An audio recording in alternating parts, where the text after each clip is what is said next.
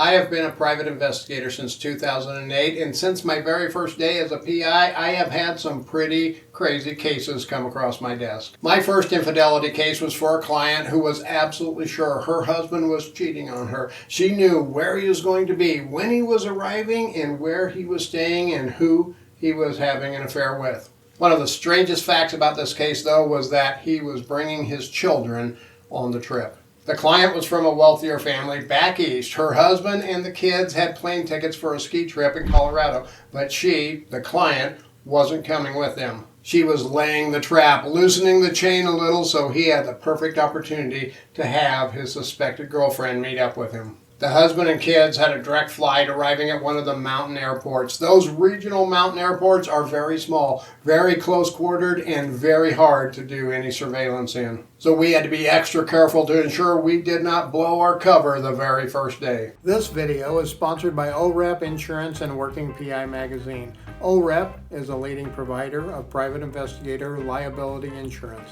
Visit orep.org for a quote today. To further complicate everything, he had arrangements for their luggage to be delivered directly from the airport to the hotel that they were staying at 15 miles away. So they could just get off the airplane, go to their private car waiting for them, and head directly to the hotel or wherever they were planning on going. To ensure the integrity of the case, we were using 3 investigators. We had 1 investigator on foot in the airport just waiting for their arrival to make first visual contact, get a good description of them, and follow them to the car. He would then pass on all of the information to the other 2 investigators so they had the intel they needed to continue the follow. The second investigator was positioned in the main parking lot where he could observe the primary exit and hopefully be able to make a quick exit once he saw them and begin mobile surveillance. The biggest obstacle for the second investigator was going to be time. He had to watch for the car, identify it through binoculars as it was exiting the opposite side of the airport,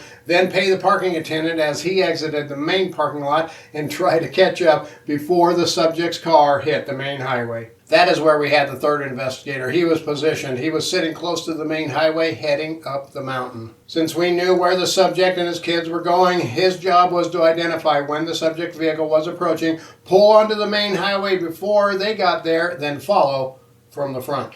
Easy peasy lemon squeezy, right? Well, it all went perfectly well, just as planned. The first investigator identified them, got the description of the vehicle and the plate of the vehicle, and passed the information on to the other investigators. The second investigator was able to observe them as they left and got a quick follow right away. And the third investigator was able to position himself in front of them, so we had them boxed in, if you will, all the way to the hotel. The 3 investigators then spent the next 6 days at that hotel, which was at a ski resort and just a few minutes walk to the ski lifts. For 6 days, we got all kinds of video of our subject. We followed our subject all over the ski resort. We followed our subject all over town. And we were able to prove, without a shadow of a doubt, that he was absolutely, positively, without a doubt, being nothing more than a great father. He spent the week with the kids the entire time. He never even looked twice at anyone. He was laser focused on spending as much quality time as he could with his kids.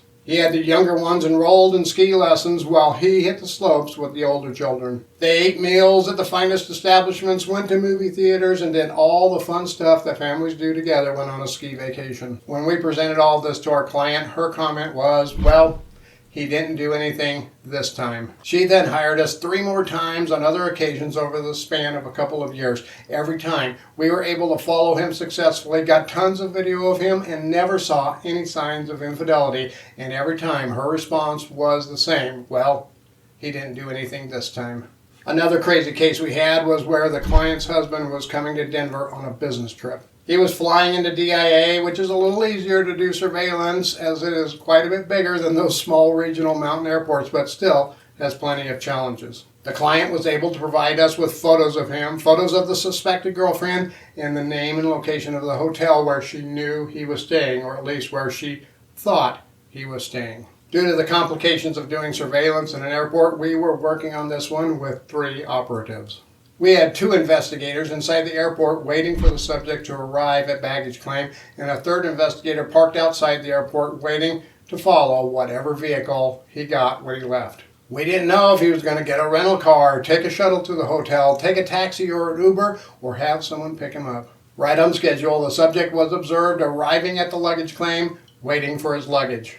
We got tons of video of him talking with several other people, one of which we thought might have been the suspected girlfriend. Once his luggage arrived, he grabbed it and headed towards the shuttle pickup area and went directly to the area where the shuttle for his hotel would pick up their guests. When the shuttle arrived, he got on the shuttle with his luggage, talked to the driver for a minute, then got off the shuttle without his luggage. Then we saw him walk over to another hotel shuttle pickup area and get on his phone. Then the shuttle for that hotel arrived and he got on it alone. The shuttle's description and plate was passed on to the third investigator, who was able to identify and follow the shuttle to the hotel. The other investigators were able to quickly get to their vehicles and head over to the hotel about 10 miles away. The subject was followed inside the hotel by the third investigator, who observed him checking in and getting a room while all the time talking on his phone. When the other two investigators arrived, they all set up strategic stationary positions. One was inside the bar at the hotel, another in the main lobby, and the third outside in his vehicle.